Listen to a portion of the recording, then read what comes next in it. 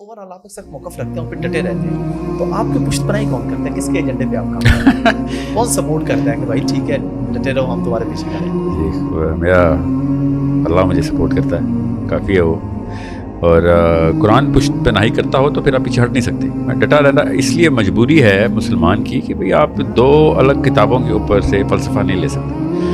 अब आपको और मुझे दोनों को पता है, 10 साल के बच्चे को भी पता है कि मुसलमानों का फ़लसफ़ियाना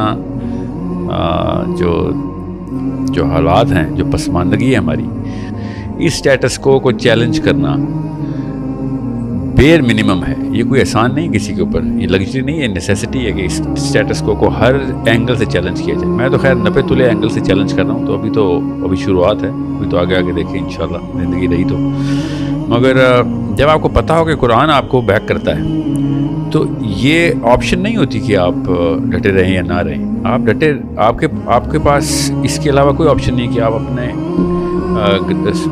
यू स्टैंड योर ग्राउंड। आप अगर पीछे हटेंगे तो फिर आपकी अपनी बिलीफ में मसला है कि मतलब मेरी अपनी बिलीफ में मसला होगा कि मैं क्या इस किताब को पूरी तरीके से मानता भी हूँ कि नहीं। जब आप बातिल को चैलेंज करेंगे तो आप फिर कॉम्प्रोमाइज़ नहीं कर सकते, फिर आप पतली गली नहीं हो सकते, फिर आप ये नहीं कह सकते अच्छा विन विन खेल लेते हैं, आप भी ठीक मैं भी ठीक, अब बीच की कोई राह निकाल लेते हैं। ये मामला ऐसा है नहीं। बच्चों को ये तरबियत देनी बहुत ज़रूरी है। तो ये देख लोगे क्या कुरान तुम्हें बैक करता है कि नहीं, क्या सीरा में इसके सबूत हैं कि नहीं, क्या उसी तरीके से सीरा में इसके सबूत हैं जिस तरीके से कुरान पाक ने अल्लाह ताला ने जिस तरीके से अपने नबी सल्लल्लाहु अलैहि वसल्लम को खुद ट्रेन किया।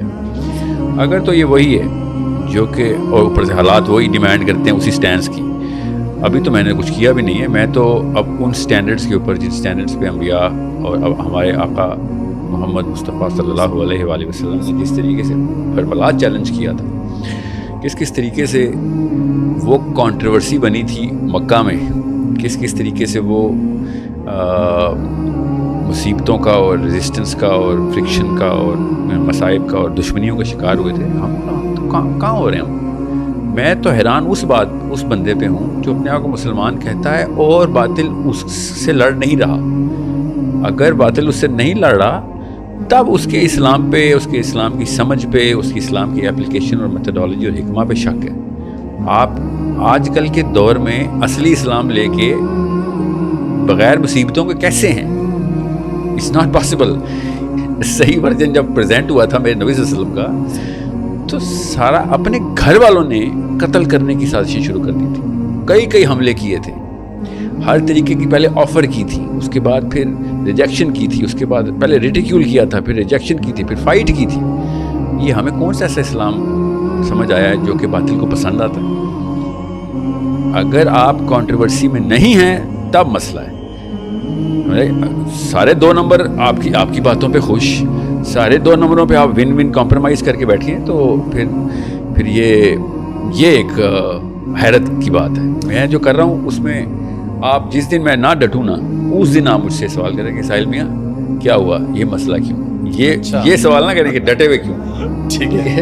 इतने अरसा आप गायब कहाँ पे थे? मतलब कुछ अरसा भी आप मुझसे बाहर थे, तो क्या मसाइल थे? यहाँ पे आपके खिलाफ कुछ केसेस और ऐसी चीज़ें भी होती रही कुछ लोग? अभी भी नहीं, केसेस तो मेरे पे इस महीने ज़्यादा हुए हैं। मेरे पे केसेस ज़्यादा, मेरे केसेस का ग्राफ ऐसे ऊपर जा रहा है। अच्छा, अभी होने हैं और ज़्यादा होने हैं? जी क्योंकि अब आप पॉडकास्ट में आना शुरू हो गए। पहले एक वकील थे, फिर 3 वकील हुए, इस वक्त 5 वकील हैं मेरे। अच्छा, ठीक है, जो कि क्योंकि ज़ाहिर है एक वकील कितने केस लड़ेगा, ऊपर से हर लेवल ऑफ कोर्ट के अंदर अलग अलग लाइसेंस चाहिए होते हैं वकालत का भी, तो मुझे फिर हर तरह के। तो आपको ज़रूरत क्या है इतना कुछ? एक बंदा थोड़ा ठंडा होकर कर लेता है काम के, ठीक है ज़ाहिर है फैमिली है, बच्चे हैं। कभी आपके घर वालों ने आपको नहीं कहा कि भाई आप इतने मसाइल में फंसे हुए हैं, इससे ज़ाहिर है घर फैमिली भी इफेक्ट होती होगी इससे? हाँ, यकीनन अगर अल्लाह का करम है, ये बहुत बेहतरीन रिस्क में से एक रिस्क है कि आपके अपने बीवी बच्चे आपको सपोर्ट करते हो कि बग़ैर खराशों के घर ना आ जाएं, मतलब तो सही रास्ते पे नहीं है।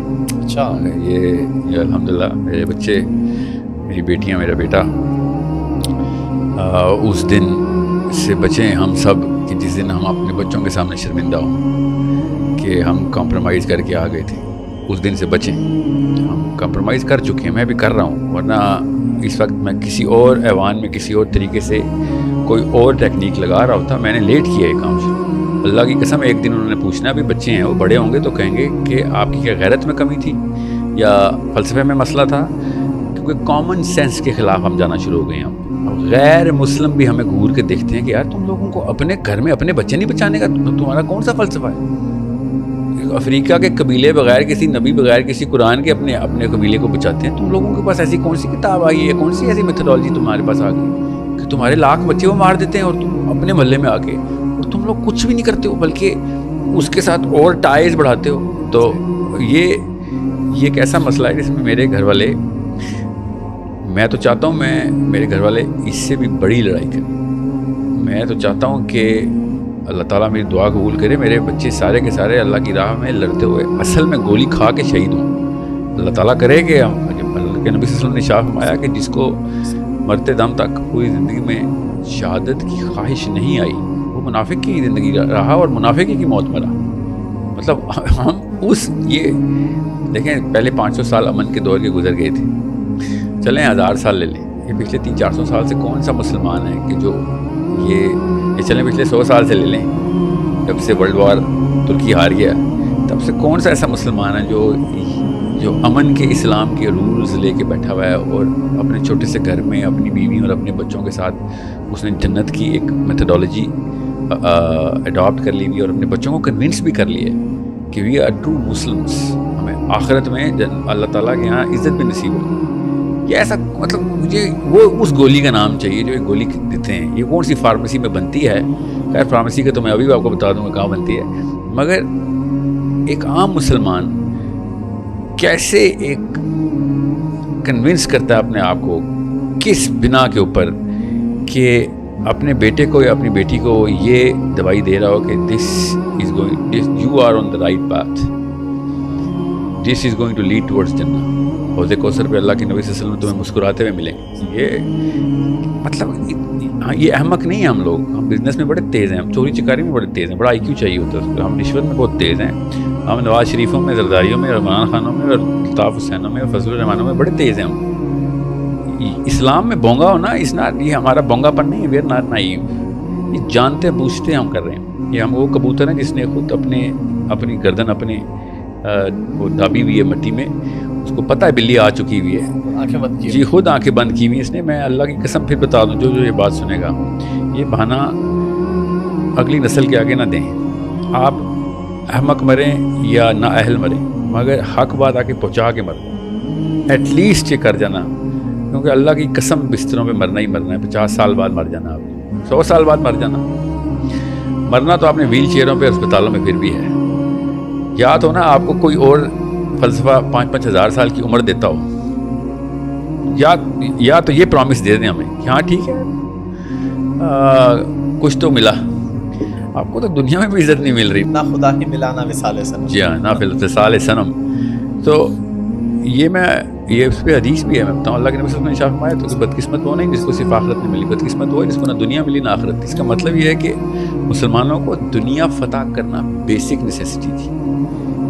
یہ کسی اور دن یا کسی اور سوال کے جواب میں آپ کو اس کی تفصیل بتاؤں گا. ابھی آپ نے صرف فیملی کا پوچھا ہوا ہے، میں جتنا شکر کروں کم ہے. میری فیملی پوری طریقے سے، اللہ کی قسم روتے ہیں میرے گھر والے بھی، مگر ریگریٹ کے آنسو نہیں روتے ہیں. ان کو یہ غم نہیں ہوتا کہ غلط راہ میں گیا. غم تو ظاہر ہوتا ہے کہ یار آج پتہ نہیں نیا مسئلہ کیا، آج پتہ نہیں باہر گیا واپس جہاں جیل سے خبر آئے گی، کسی وکیل کا فون آئے گا یا پھر ویسی خبر آ جائے گی مرنے کی. This is something which should be a lifestyle of a مفتو مسلم. جو مفتو ہوتے ہیں نا ان کا لائف اسٹائل منیمم یہ ہونا چاہیے کہ ایٹ لیسٹ چیلنج کر دیں آپ. اگر آپ چیلنج نہیں کر رہی تو آپ نے تو اپنی غیرت کا بھی حق ادا نہیں.